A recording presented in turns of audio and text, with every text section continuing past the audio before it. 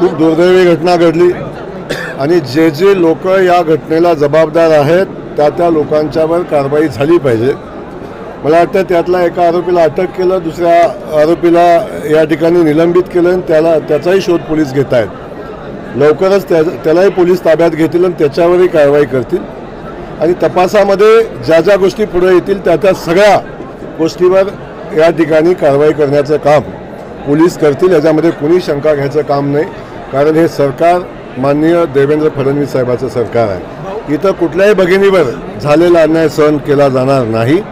त्यासोबत मला दुसऱ्या गोष्टी या ठिकाणी सांगायच्या आहेत की काही लोक या घटनेच्या पाठीमागनं राजकारण करण्याचा प्रयत्न करत आहेत आणि कुणाचं तरी नाव घेऊन अनावश्यक गोष्टी करण्याचा प्रयत्न करत आहेत। माझं त्यांनाही सांगणं आहे की आडून वार करायचं बंद करा आणि अशा घटनेचं गांभीर्य आपण ठेवलं पाहिजे।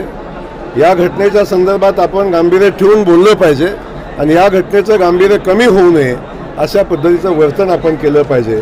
त्यामुळे चुकीच्या पद्धतीचा आरोप करून प्रकरणाला वेगळं स्वरूप द्यायचं आणि आपली राजकीय पोळी भाजायचं हे कुणी करू नये, ही माझी या निमित्तानं विनंती राहील। आणि पोलिसांच्या बाबतीत, तपासाबाबतीत मी महाराष्ट्रातल्या जनतेला सांगेन, आमच्या सगळ्या बहिणींना सांगेन, आपण निश्चिंत राहावा। कुठंही हा आरोपी बसला तरी त्याला आणलं जाईल आणि त्याच्यावर योग्य ती कारवाई केली जाईल आणि हा खटला माननीय देवेंद्रजी निर्णय घेतील तो फास्ट ट्रॅक कोर्टामध्ये पण चालवला जाईल। लोटस कमळ थांबले का सध्या? अरे भाई, आगे आगे देखो होता है क्या। खूपच लवकर तुम्ही म्हणताय हे थांबलं का, ते झालं का, काळजी करू नका। ऑपरेशन कमळ थांबणार नाही आणि लवकरच तुम्हाला भारतीय जनता पक्षामध्ये अनेक दिग्गज लोकांचा प्रवेश झालेला सोहळा पाहता येईल। त्याचे माजी आमदार राजन पाटील साहेब असतील,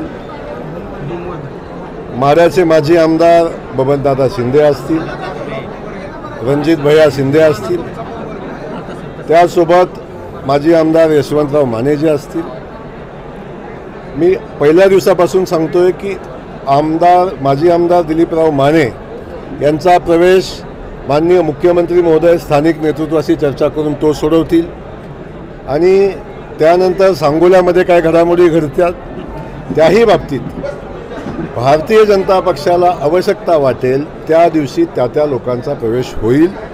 आपण बिनधास्त राहावा, कुठल्याही पद्धतीनं ऑपरेशन लोटस थांबणार नाही आणि या संबंधित सगळ्या लोकांचा प्रवेश भारतीय जनता पक्षामध्ये योग्य वेळी होईल। सगळी तिकीट आम्हाला घ्या पण आम्हाला सोबत तरी घ्या, असाही प्रस्ताव माझ्याकडे आलेला आहे। त्यामुळे अशा प्रस्तावाला किती महत्त्व द्यायचं मीडियानं ठरवलं पाहिजे, आपण सगळ्यांनी ठरवलं पाहिजे।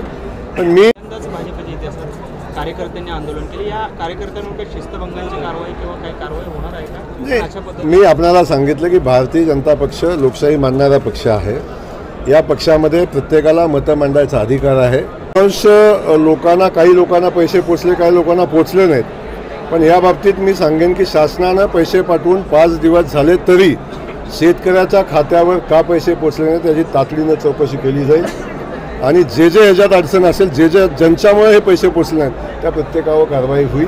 टेक्निकल गोष्टी असतील तर त्या गोष्टी आपण समजून घेतल्याही पाहिजेत, आपणही समजून घेतल्या पाहिजेत। काही टेक्निकल गोष्टी असतील पण जाणीवपूर्वक जर ही मदत पोचण्यामध्ये जर कुणाकडून जर हलगर्जी झाली असेल तर निश्चितपणे त्याची चौकशी केली जाईल आणि त्यांच्यावर कारवाई केली जाईल।